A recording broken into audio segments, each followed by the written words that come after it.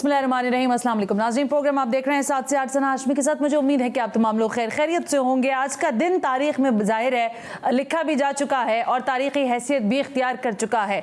3 अप्रैल सन 2022 को अदम एतमाद की तहरीक पर वोटिंग होना थी, लेकिन इमरान खान साहब जब से अदम एतमाद की तहरीक सामने आई थी बारहा अपोजिशन को कह रहे थे कि मैं आपको सरप्राइज कर दूंगा, और इन सरप्राइजेस का इंतजार शायद अपोजिशन को भी था।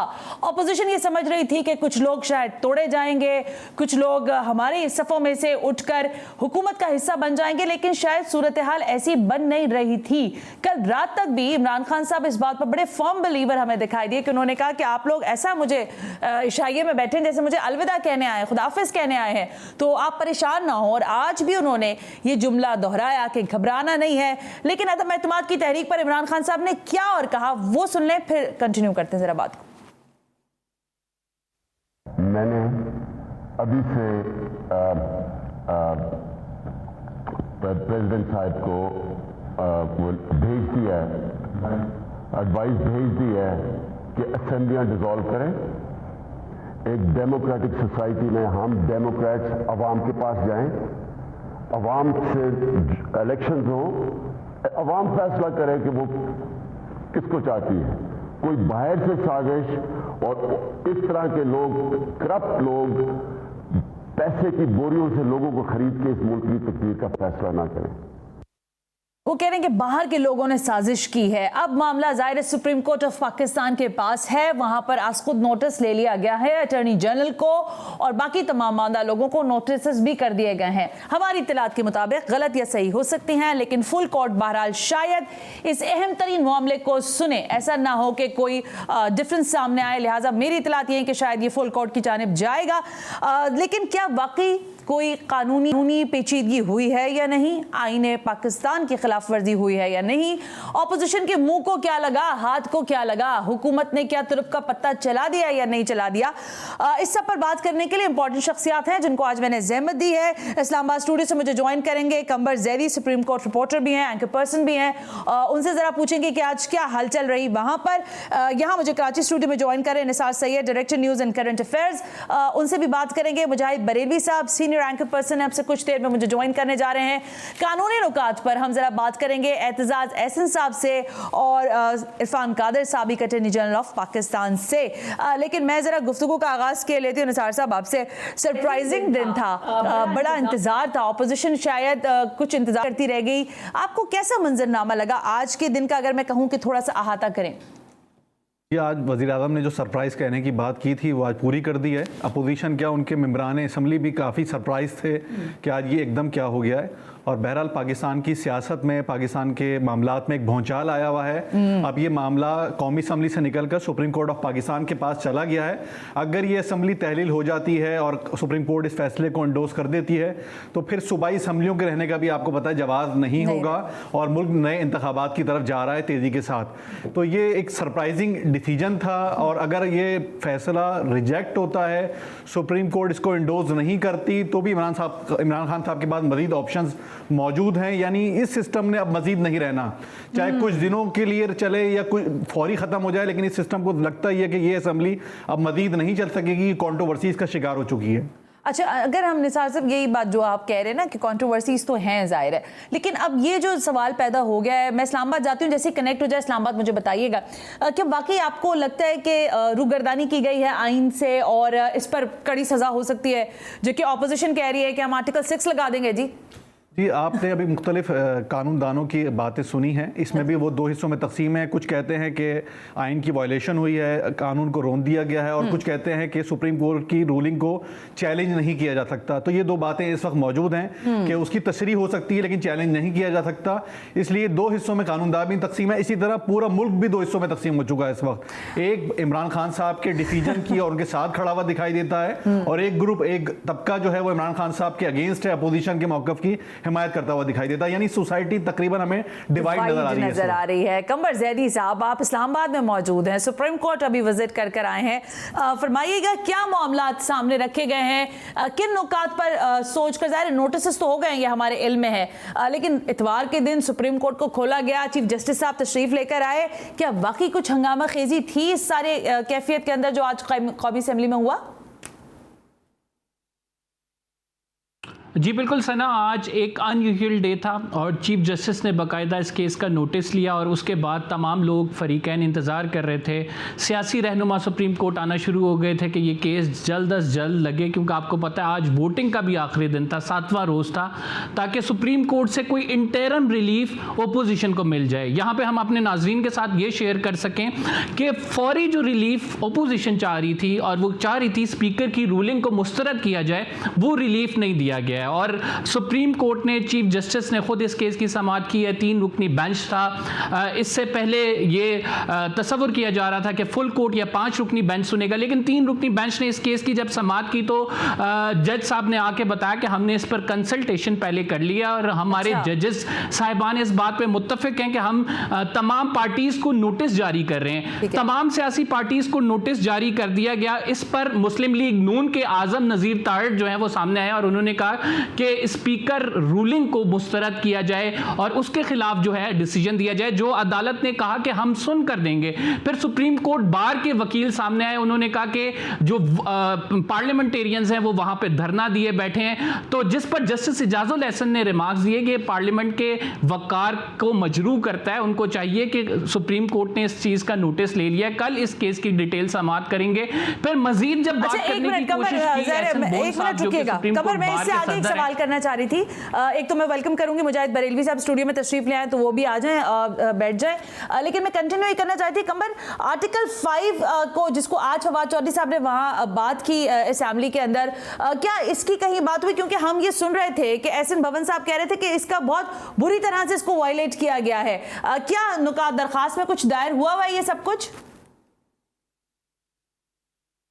जी बिल्कुल, एहसन बोन साहब जो सुप्रीम कोर्ट बार के सदर हैं, उन्होंने एक दरख्वास्त भी दायर की है और जिसमें कहा गया है कि आइन शिकनी की गई है और आइन शिकनी करने वालों के खिलाफ इकदाम किए जाएं और इसको रिवर्स किया जाए। और एहसन बोन साहब ने भी यही इस्तदलाली कि आइन को तोड़ा गया, लिहाजा आप जो है आगे आएँ और संभालें। इससे पहले चीफ जस्टिस ये अहकाम जारी कर चुके थे कि पब्लिक ऑर्डर को मेंटेन करने के लिए सेक्रेटरी डिफेंस और सेक्रेटरी इंटीरियर को नोटिस किया जाए और कोई भी इदारा ऐसी सूरत हाल में जो है वो पब्लिक ऑर्डर मेंटेन जरूर करे लेकिन कोई गैर आईनी कदम ना उठाए। तो चीफ जस्टिस ने बाकायदा तौर पर कहा एहसन बोन साहब को कि इससे ज्यादा आप हमसे क्या रिलीफ चाहते हैं, हम क्या करें, आप क्या समझते हैं। एहसन बोन साहब ने कहा कि पार्लियामेंटेरियंस भी इस टाइम धरना दिए हुए हैं और आप जो आर्टिकल 5A का कहा जा रहा है जिसके तहत ये रूलिंग दी गई है, तो आप उसको सबवर्ट कर दे। जिस पर चीफ जस्टिस ने कहा देखें ये कल समाअत होनी है और कल समाअत के बाद हम ये फैसला कर सकेंगे कि इस पर क्या जो है समाअत करेगा। कमर, 3 रुकनी बेंच है जो समाअत करेगा। जी अमूमी तौर पर जो समाअत सुमोटो एक्शन लिया जाता है, जो बेंच आता है वही समाअत करता है और ये जो है अब 3 रुकनी बेंच कल इस केस की समाअत करेगा। और इस केस में कल आपको मैं यहाँ पे भी बताता चलूँ कि 63A की तशरीह के हवाले से भी सुप्रीम कोर्ट में मामला पेंडिंग है जिसकी समाअत कल होनी है। तो वो वफाकी हुकूमत जो अब असम्बलियाँ तहलील हो चुकी हैं, अहकाम जारी हो चुके हैं, लेकिन इसमें भी एक इंपॉर्टेंट पॉइंट ये है कि असम्बलियों तहलील करने के अहकामात के हवाले से सुप्रीम कोर्ट में जब बात हुई कि वजीर आजम अहकामात पे अहकामात जारी करें, तो अदालत ने कहा that is subject to the order of the court, यानी अदालत से जो भी फैसला आएगा कल, और अदालत ने कहा कि मैटर अर्जेंट है, हम कल ही इस पर रूलिंग देंगे, फैसला देंगे, तो वजीर आजम और सदर के तमाम अहकामात उस ऑर्डर से मशरूत कर दिए गए हैं। यानी सदर और वजीर आजम जो भी ऑर्डर करेंगे, अगर ऑर्डर ऑफ द कोर्ट के अगेंस्ट होंगे वो, तो उनके माने नहीं जाएंगे। अगर सुप्रीम कोर्ट की रूलिंग आ जाती है तो वो माने जरूर जाएंगे। ठीक है, अच्छा मैं दोबारा आपकी तरफ आती हूँ कमर। अगेन मैं कहूँगी स्टाफ को कि मुजाहिद साहब को हमारे इधर बिठा दें ताकि हम कंटिन्यूएशन में बातचीत शुरू कर दें।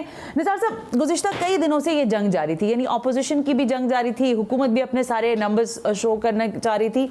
आपको लगता है कि अब टर्मोइल पर आ गई ये चीज़ें, मतलब डेडलॉक हो गया, यानी ऑपोजिशन के हाथ भी कुछ नहीं लगा और हुकूमत को भी बहरहाल जाना ही पड़ रहा है, अब उसके पास भी कोई चीज़ नहीं है, ठहराव नहीं है कहीं पर भी।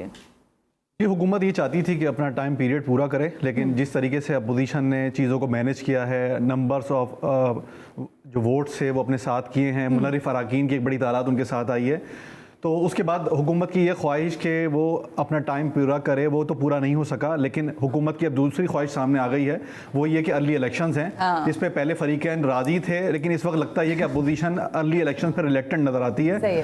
हुकूमत को ये मालूम हो चला है कि उसकी जो मासिस पॉपुलैरिटी है वो काफ़ी बढ़ चुकी है। Indeed. अगर आपने भी पिछले हफ्ते प्रोग्राम किया था कराची की शाहराहों पर, जी सर। तो आपको भी जो है वो एक ओवरवेलमिंग सपोर्ट नज़र आई थी पीटीआई की उस कराची में, कि जहाँ पे पीटीआई ने कोई काम नहीं किया।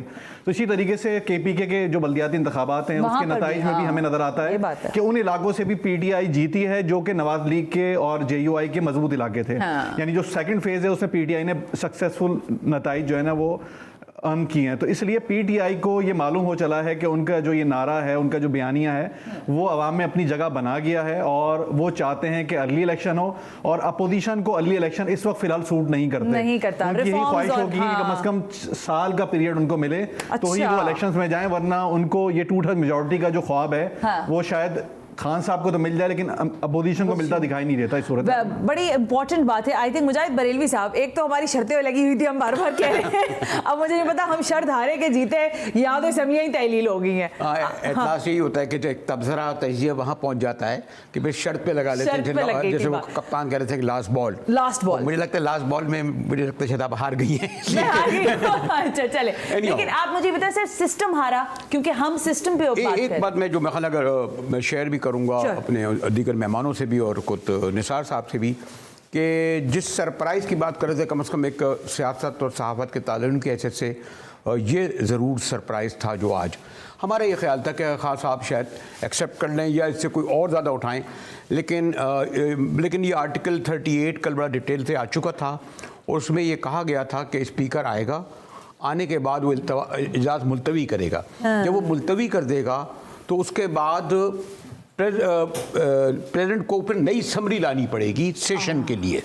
लेकिन ये ज़रूर है कि जब प्रेसिडेंट नई असम्बली लाएगा सेशन के लिए तो उसमें पहला जो एजेंडा होगा वो यही होगा नए वज़ीर आज़म का इंतखाब। तो जब उन्हें पता था कि आइंदा भी होना है तो फिर खान साहब ने आकर उसको फिर असम्बली को तहलील कर दिया। अब सुप्रीम कोर्ट के लिए देखिए जी इतना आसान तो नहीं है इसमें कि जैसे उन्होंने पहला जो उनका रिमार्क्स आया है, अगर मैं गलत नहीं हूँ, कि हम डिप्टी स्पीकर जो भी मतलब स्पीकर है उसकी रूलिंग को हम मुस्तरद नहीं कर सकते। पहला ये आया है। और उससे भी ज़्यादा ये कि अब जैसे कि निसार साहब कह रहे थे, एक एज इमरान खान को ये आई कि चलें इलेक्शन लड़े। अगर अपोजिशन इतनी पावरफुल है, देखिए वो सब छोड़ देंगे। इमरान खान ने क्या क्या उन्होंने उनकी को कहना नाअहली की थी या बैड गवर्नेंस थी या वो जिन लोगों को कहते थे उन्हीं लोगों को उन्होंने कबूल किया और भैया ये तक एडमिट किया हमारे आज चैनल से कि जी मुझे 2018 में मुझे इख्तियार ही नहीं मिला था। उन्होंने रऊफ साहब से खुलकर इजहार किया ना इस बात का। लगता है कि वो सब बातें अगर छोड़े, लेकिन यहाँ आकर वो जो अपोजिशन को कल तक एज हासिल थी, मुझे लगता है कि आज के सरप्राइज फैसले के बाद इमरान खान फिर एरिना में दाखिल हो गए। अच्छा, यानी नई पॉपुलैरिटी जो है, पॉपुलैरिटी का इस्तेमाल करा, पॉलिटिकल एरिना से जो बाहर निकल गए थे। अच्छा, लेकिन मुजाहिद साहब अगर आप ये बात कर रहे हैं तो आज हम ये भी देख रहे हैं, ये भी बड़ी बहस हो रही है कि आइन को रौन दिया आपने, रूलिंग गलत तरीके से दिलवाई आपने। फवाद चौधरी साहब ने जो वहां खड़े होकर एक मुसविदा जैसे ऐसा लग रहा था कि लफ्ज ब लफ्ज पढ़ा है, कोई एक अलिफ बे आगे पीछे नहीं हुई। आपको लगता है कि आइन से इनहराफ किया गया, जो हम शायद दोपहर में भी डिबेट कर रहे थे? देखिए सना, एक तो आइन और कानून और ये जो चीज़ें हैं ना, और मेरे ख्याल में ये तो अखलाकियात उड़ गई है। क्या ये आइन और कानून के तहत है कि एक मेंबर असम्बली जो बाकायदा मर्डर केस में मुल्क फरार हो जाए मुल्क से, आप एक वोट की खातिर उसको दुबई से लाते हैं, उसको एयरपोर्ट से ऑन द वे ला के करते हैं, जमानत कराते हैं, एक और साथ नहीं तो मैं ये तो आइन कानून तो मैंने कहा जी ये तो फिर इनकी तारीख और इनकी तारीख काला कोट पहन के चले गए थे। ठीक है, मैं इरफान कादिर साहब, साबिक अटॉर्नी जनरल पाकिस्तान है, जरा इरफान साहब से बात करते हैं और आप भी जरूर सवाल कर लीजिएगा। इरफान कादिर साहब, सबसे पहले बहुत बहुत शुक्रिया सर। बड़ी बहस हो रही है, ये आइन का आर्टिकल 5 हुकूमत जो थी या नहीं थी, अब मुझे तो कुछ समझ में भी नहीं आ रहा कि क्या कहें उसको, लेकिन बहरहाल पाकिस्तान तहरीक इंसाफ ने उसको इस्तेमाल कर लिया। कितनी अहमियत है इस आर्टिकल की और क्या इस आर्टिकल को एक्सरसाइज करके आर्टिकल 224 तक जाया जा सकता है या नहीं? देखिए, आर्टिकल 5 तो ये कहता ना कि फोरमोस्ट ड्यूटी हर सिटीजन की है कि लॉयल्टी टू द स्टेट। उसमें ये कहाँ लिखा हुआ है कि ऑपोजिशन जो है उसने अमेरिका के साथ मिलके ये वोट ऑफ नो कॉन्फिडेंस किया है? ये कहाँ लिखा हुआ है उसमें? ऐसी तो कोई बात ही नहीं है। और स्पीकर जो है, जो डिप्टी स्पीकर है या स्पीकर साहब, उन्होंने तो इस चीज पे कोई एविडेंस भी नहीं मांगा, कुछ भी नहीं मांगा और कह दिया कि ये जो कुछ कह रही है हुकूमत ये बिल्कुल ठीक कह रही है। इरफान कादिर साहब, अगर इजाज़त दें, मुजाहिद वली बात कर रहा हूं मैं, सना के बहाने मैं आपको सलाम भी कर लूं, आज मैं आपको फॉलो भी कर रहा था। मैं इनसे कह रहा था कि आपके ज़माने में शायद कानून आइन उसमें मॉरलिटी होती थी। मसलन अब अगर आप ये वाली बात करें, क्या आपके बारें पार्टी बनती थी? क्या आपके मेरे बड़े मोहतरम हैं सुप्रीम कोर्ट बार एसोसिएशन के प्रेसिडेंट को ये चाहिए था कि पहले एक और केस में आपको याद होगा कि वो नवाज शरीफ को नाअहल करार देने और जहांगीर तरीन केस में पहुंच गए थे, आज वो पार्टी बने? हम तो समझते थे चाहे बारें हों, बल्कि बदकिस्मती से मुझे अपने मीडिया पे भी अफसोस हो रहा है कि बाकायदा वो पार्टियां बन गया है। मीडिया, अदलिया और अदलिया का एक प्लस बारें इंपॉर्टेंट होते हैं, क्या उन्हें पार्टी बनना चाहिए था? मैं समझता हूं कि इस मामले में तो शुरू से 63A के मामले में अदलिया को आना ही नहीं चाहिए था। ठीक। और जहां तक रहा वो डिस्क्वालिफिकेशन फॉर लाइफ का ताल्लुक, तो वो सुप्रीम कोर्ट का फैसला मैं बारहा कह चुका हूं कि बिल्कुल गलत है। ओके। और वो तो वैसे ही सुप्रीम कोर्ट को रिविजिट करना चाहिए, वहां पे बार की बात बिल्कुल ठीक है, क्योंकि वो एक ऐसा फैसला, आइन में तो डिस्क्वालिफिकेशन फॉर लाइफ है ही नहीं, और जो चीज आइन में है ही नहीं वो सुप्रीम कोर्ट अपने पास से कैसे लेजिस्लेट कर सकता है? वो तो कर ही नहीं सकता। तो उस हद तक बात ठीक थी। नहीं, वकील ऐसे पेश हो सकते हैं, लेकिन बार कैसे पेश हो सकती है कादिर साहब? यानी आप जैसे मरियम बीबी के ब्याह पर पेश हों, आप सुप्रीम कोर्ट के ब्याह पर पेश हों, supreme court bar as an institution, as an इदारा, वो कैसे जा सकता है? चाहे नवाज शरीफ की नाअहली हो तो फिर तमाम बाद में पास में जो नाअहलियाँ हुई हैं, बेनज़ीर भुट्टो को जो हटाया गया, मैं तारीख में नहीं आऊँगा, तो हर जगह उन्हें पेश होना चाहिए था। किसी भी मुल्क में एडमिनिस्ट्रेशन ऑफ जस्टिस के दो पहिए होते हैं, एक बेंच है और एक बार है। लिहाजा अगर बेंच अपनी जगह से हट जाए तो बार बिल्कुल उनको कह सकती है, और इसी तरह से बेंच जो है वो भी चेक है बार पे कि अगर बार एक हाथ से निकल जाए बाहर या अनएथिकल हो जाए तो फिर बेंच का भी फर्ज बनता है कि उनकी जो सिमत है वो दुरुस्त रखें। तो इस तरह से दोनों की हमआहंगी से ये जो चैरियट है एडमिनिस्ट्रेशन ऑफ जस्टिस का, ये आगे बढ़ता है। इरफान कादिर साहब, एक सवाल मेरे जहन में आ रहा था, जब प्राइम मिनिस्टर का अचानक से खिताब आया, वो सारी रूलिंग्स हो गई, तो आज की तारीख तक जबकि प्राइम मिनिस्टर मौजूद थे, तो क्या वो एडवाइस कर सकते थे कानूनी तौर पर प्रेसिडेंट को कि आप असेंबलियां तहलील कर दें, गो कि उनके खिलाफ अदम एतमाद की तहरीक बहरहाल मौजूद थी? बिल्कुल नहीं कर सकते थे, उन्होंने बिल्कुल गलत किया, क्योंकि जब तक उनके खिलाफ जो तहरीक थी नो कॉन्फिडेंस की, अदम एतमाद की तहरीक, जब तक कि वो उस पर वोटिंग ना हो जाती, जी सर, तब तक वो असेंबली की डिसोल्यूशन, ये तो आइन में साफ तौर पे लिखा हुआ है कि ऐसा वजीर आजम डिसॉल्व नहीं कर सकता असेंबली को, या एडवाइस नहीं कर सकता डिसोल्यूशन को जिसके खिलाफ के वोट ऑफ नो कॉन्फिडेंस जो है वो आ गया हो। ओके, तो इसका मकसद ये हुआ कि जो आर्टिकल 6 की बात हो रही है, जो मैं बार बार कह रही हूँ कि शायद नाम बहुत लिया जाता है इस आर्टिकल का, लेकिन इंप्लीमेंट हमने देखा नहीं, ना माजी में और ना शायद हाल में लगाया जा सकता है आर्टिकल 6 सर? बिल्कुल ये बड़ी सीरियस चीज है जो इन्होंने की है, ये मजाक बिल्कुल नहीं है जिसको इतना कुछ लोग हम लाइटली ले रहे हैं। ये तो आउटराइट वायलेशन है कि मेजॉरिटी उनकी वहां पे, मैंने तो ये सुना है कि मौजूद थी वहां पे, बंदे गिने ही नहीं गए, और इस तरह से अपने हाथ में लेके तो जल्दी से ये फैसला सुना दिया स्पीकर साहब ने। ये बहुत बड़ी वायलेशन है। Well, thank you very much Irfan Qadir, साबिक अटॉर्नी जनरल ऑफ पाकिस्तान, हमसे बात करने के लिए। कह रहे हैं कि गैर कानूनी अमल इख्तियार किया है पाकिस्तान तहरीक इंसाफ ने। लेकिन मुझे ब्रेक लेने का कहा जा रहा है, ब्रेक से वापस आते हैं तो जरा ये डिबेट करते हैं कि अब हम किस तरफ जानिब आगे बढ़ेंगे। यानी ऑपोजिशन, जैसे अभी निसार साहब कह रहे थे कि वो तो बिल्कुल तैयार नहीं है कि इलेक्शंस हो, लेकिन अब 90 रोज में इलेक्शंस होने हैं, तो उससे पहले इंटरिम सेटअप और उसके दरमियानी जो बातचीत का अमल है वो कैसे होगा, जरा इसको डिबेट करते हैं इस ब्रेक के बाद।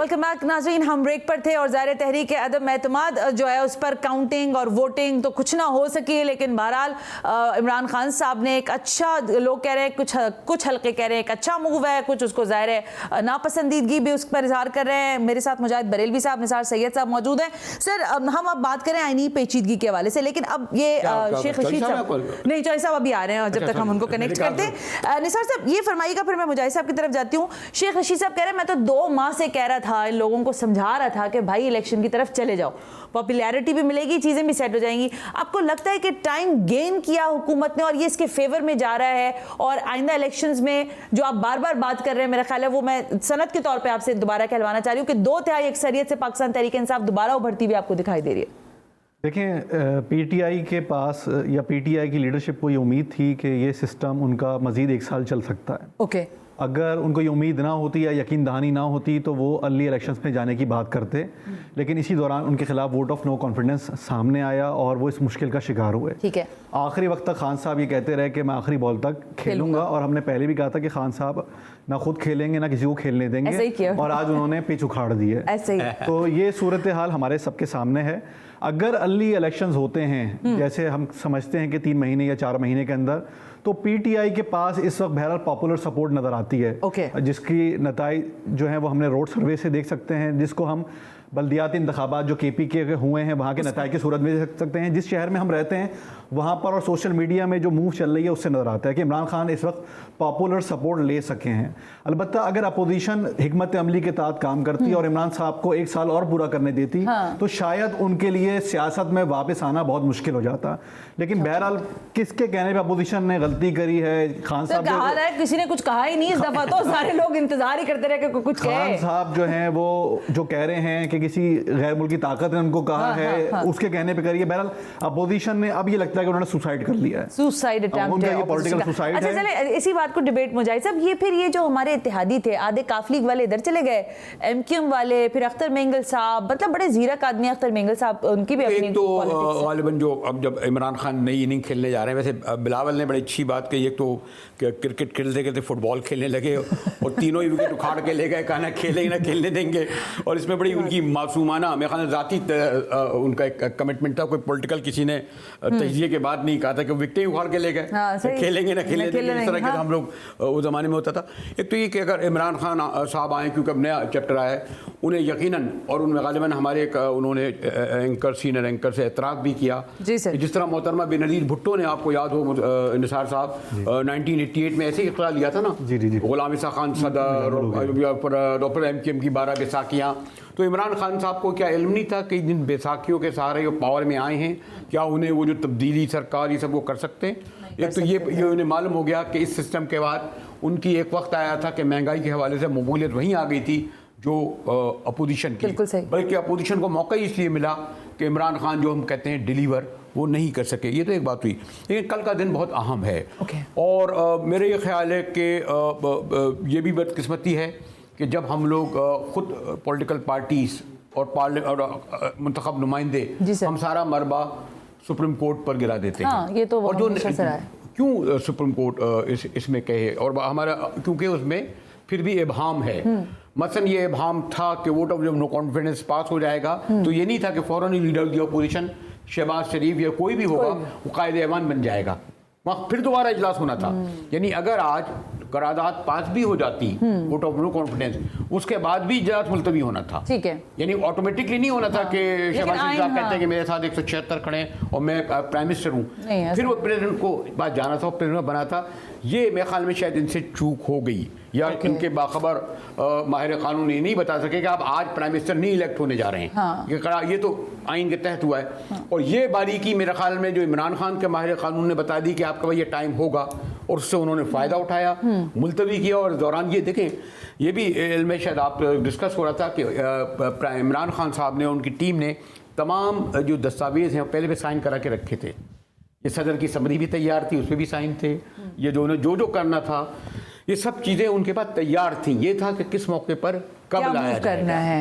तो यहाँ तक मैं ये समझता हूँ कि यकीनन इस मामले में जो हम इमरान खान साहब कुछ तो कोई नाअहल कह रहा था, ये कह रहा था, आखिर में उनको कुछ ऐसे लोग मिले जिन्होंने उनको सेफ पैसेज दिया वरना इमरान खान यकीन देखिए ना, मुझे बड़ा अफसोस होता है सना और निसार साहब कहूँगा कि हमारे बड़े चैनल इस तरह पार्टी बन गए कि आज शायद सुर्खी के साथ मैं देख रहा था कि अगर अपोजिशन के लीडर पार्लियामेंट से बाहर निकले तो उन पे हमले किए जाएंगे, उन्हें तशद्दुद का निशाना बनाया ये बात जाएगा, वैसे कल से बहुत ज्यादा हो रही थी, जा रहा था और उनके लोग आए वो बेचारे 10-15 लोग आए, इम्कान ही नहीं था। तो एक तो ये एक हमें ज़रा खुद कंसीडर करना चाहिए। इसी तरह वकला पहले भी मैं समझता हूँ कि जो चौधरी कोटे जिन्हें बाद में ये कहते हैं, ये जो इंडिपेंडेंट यानी जो मीडिया इस दौरान जो बहुत डैमेज हुआ है मीडिया और मेरे समझता हूँ एक हमारी लॉ पार्टी और जिसके ऊपर लोगों का काफ़ी ट्रस्ट है। लेकिन मुझाहिद साहब, मैं हो सकता है मैं गलत हूँ, लेकिन हकीकत ये भी है ना कि पूरी दुनिया में ऐसे ही होता है। एक सेक्शन ऑफ सोसाइटी जो है वो कुछ लोगों के साथ होता है। निसार साहब, ऐसे ही होता है कि नहीं होता है? देखिए हम ट्रंप वाले मामले पे ही देख लेना, ट्रंप के फेवर में एक जानिब बड़े बात हो रही थी। CNN वो एक अलग है, यहाँ तो शायद मेरे ख्याल पाकिस्तान जमात बन गई, यहाँ तो पार्टियां बन गई हैं। अच्छा, पार्टीज में डिवाइड हो गया। अच्छा कमर, हम आप जरा क्या डिबेट कर रहे हैं, मुझे बताया गया चौधरी एतजाज साहब जो है वो अभी अवेलेबल नहीं है, इसलिए मैं आपकी तरफ आती हूँ अभी। अब मुझे बताइएगा कि कल क्या वहां पर आज सुप्रीम कोर्ट के बाहर चेमागोइयां हो रही थी, क्या कह रहे हैं आइन को समझ बूझ रखने वाले लोग कि क्या फैसला हो सकता है? रूलिंग के ऊपर कुछ बात हो सकती है या फिर वो जो फैसला बड़ी मेजॉरिटी में हमें दिखाई दे रहा है कि लोग कह रहे हैं कि रूलिंग जो है बहरहाल सुप्रीम कोर्ट चैलेंज नहीं कर सकती है, वहां से इनसाइट क्या मिली आपको? सना, इस पे दो तरह की ओपिनियन है जो कि वकला में पाई जाती हैं। एक जो वकला हैं जो कि तहरीक इंसाफ का ज़्यादातर विंग हैं या तहरीक इंसाफ से किसी तरह सिंपैथीज रखते हैं या ताल्लुक़ है, वो कहते हैं कि स्पीकर की रूलिंग चैलेंज नहीं हो सकती। दूसरा ये कहते हैं जो मुस्लिम लीग नून से ताल्लुक़ रखते हैं और बार जो सुप्रीम कोर्ट बार की, मुजाहिद साहब भी सवाल कर रहे थे, बड़ा पर्टिनेंट क्वेश्चन था। बार ने आज भरपूर कोशिश की है कि किसी तरह से इसको रूलिंग को कलअदम करार दे के रिलीफ ओपोजिशन के लिए हासिल कर लिया जाए। वो बार ये कहती है कि ये एब्रोगेट किया आपने कॉन्स्टिट्यूशन को, आप ये नहीं कर सकते हैं, आइन की रूह के मुनाफी है ये। और आपने ये किस तरह से इस्टेब्लिश कर लिया है, आपने आर्टिकल 5A किस तरह से लगा दिया जब आपने उसका ना ट्रायल हुआ है ना कोई चीज़ साबित हुई है। एक फॉरेन कॉन्स्पिरेसी को आप स्टैब्लिश करने के लिए आपके पास क्या एविडेंस है? सिर्फ वो एक केबल आई है, उसकी बुनियाद पे आपने खुद से इंटरप्रेट किया है और तमाम ओपोजिशन को आपने मुरीद इल्ज़ाम ठहरा दिया कि ये जो है बैरूनी साजिश में मुलव्विस हैं और रजीम चेंज के मंसूबे पे गामजन है, इस वजह से उनको हटा दिया है। तो ये दो बड़े पर्टिनेंट क्वेश्चन हैं। अब देखते हैं सुप्रीम कोर्ट इस पे क्या डिसाइड करने जाती है। स्पीकर की रूलिंग के हवाले से भी बहुत सारी जजमेंट हैं जो कि चीफ जस्टिस खुद भी कह चुके हैं कि हम जो है ये सुप्रीम कोर्ट कोई सियासी लॉन्ड्री नहीं है कि हम आपके केसेस सुनेंगे और आपके केसेस को वो केसेस जो कि मुतनाज़ हैं आर्टिकल 63A के मुझे ब्रेक का कहा जी जरूर है बिकॉज के एक आईनी किया तो रोल है लॉन्ड्री से तो खैर रुक जाए वरना कुछ और से और ना हो जाए। मुजाहिद साहब एक ब्रेक ले लेते हैं, ब्रेक से वापस आते हैं तो डिबेट को आगे बढ़ाते हैं।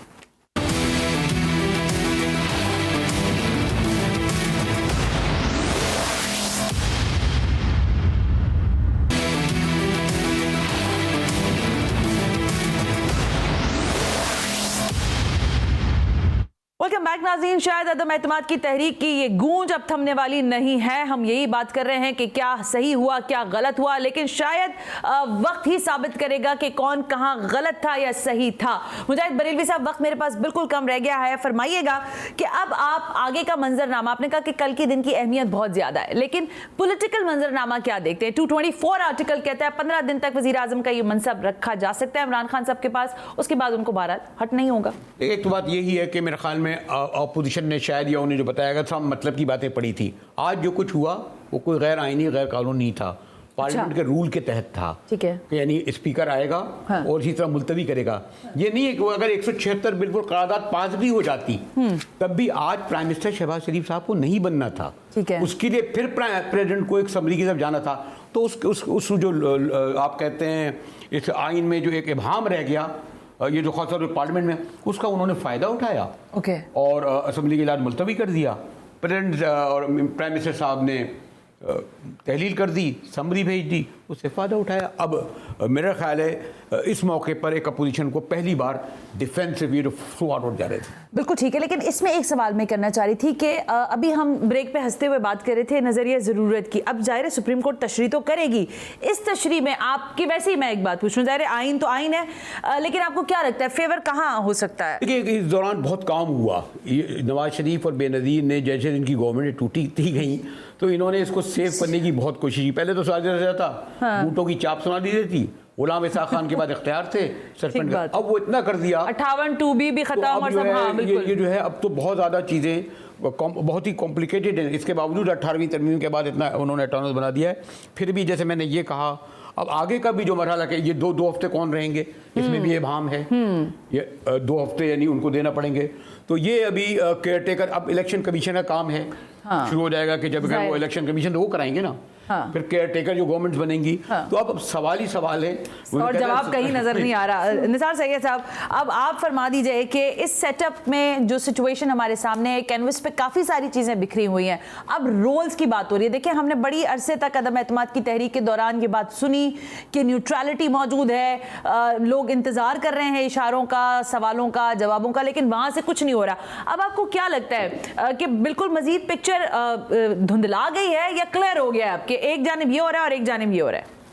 इस सारी सूरत हाल में तो पाकिस्तान जो है खसारे में है। पॉलिटिकल पार्टीज़ ने अपना ये जो एज लेना था वो ले लिया है।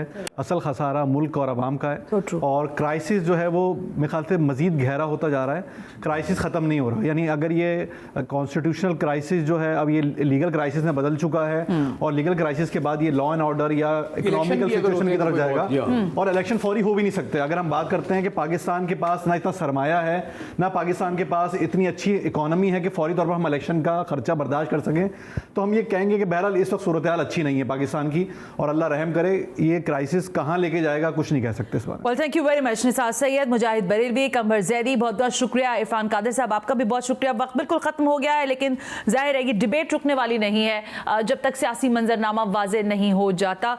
इसी तरह प्रोग्राम्स का सिलसिला जारी रहेगा। सना हाशमी को इजाजत दीजिए, अल्लाह हाफिज।